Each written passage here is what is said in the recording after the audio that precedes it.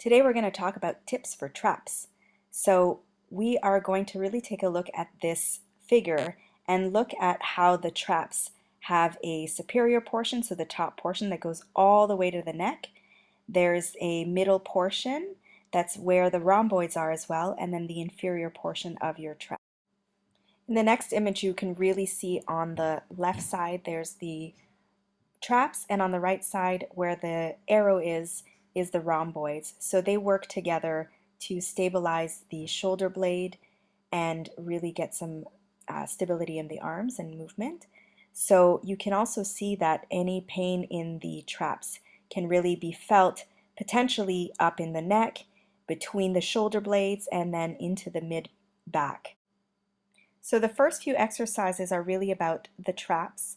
So we're going to have the trap mash, where you can place the ball right at the top portion of the traps and set yourself against a wall or one of these bars, and you can find a spot and just stay there. And you can also just slightly rock back and forth or side to side. And you can also just turn your head, find one spot and then turn your head, and it's a very deep mashing. So the next one is a trap stretch, and these last two, so the mashing and the trap stretch, you would want to do it after a workout.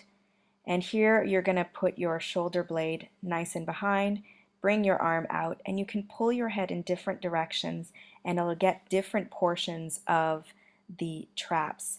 And this is another really deep stretch, and you'll find that side to side it may not be felt in the same way.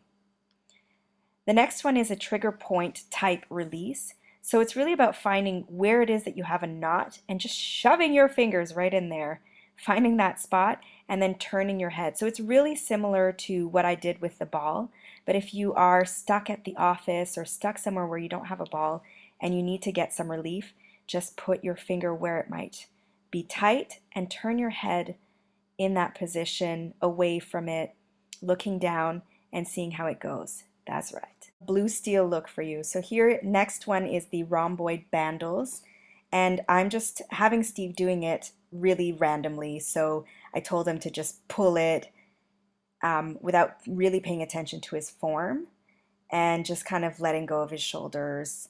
So what you really want to do is to place your shoulders nice behind and squeeze behind the shoulder blades, but also bring your shoulder blades down, so you're not just squeezing the rhomboids together, the two shoulder blades together, but you're also creating a pull towards the base of your spine.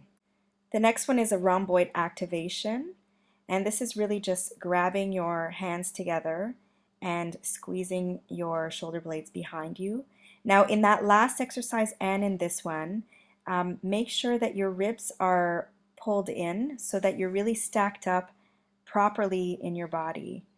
And so then to just switch sides, make sure you do both sides. And this is something that's easily done anywhere. You don't need anything with you. You can sit at your office, you're feeling a bit tight in the shoulders. And that's it, folks. So on behalf of Mobility Junkie, Steve and I thank you for watching.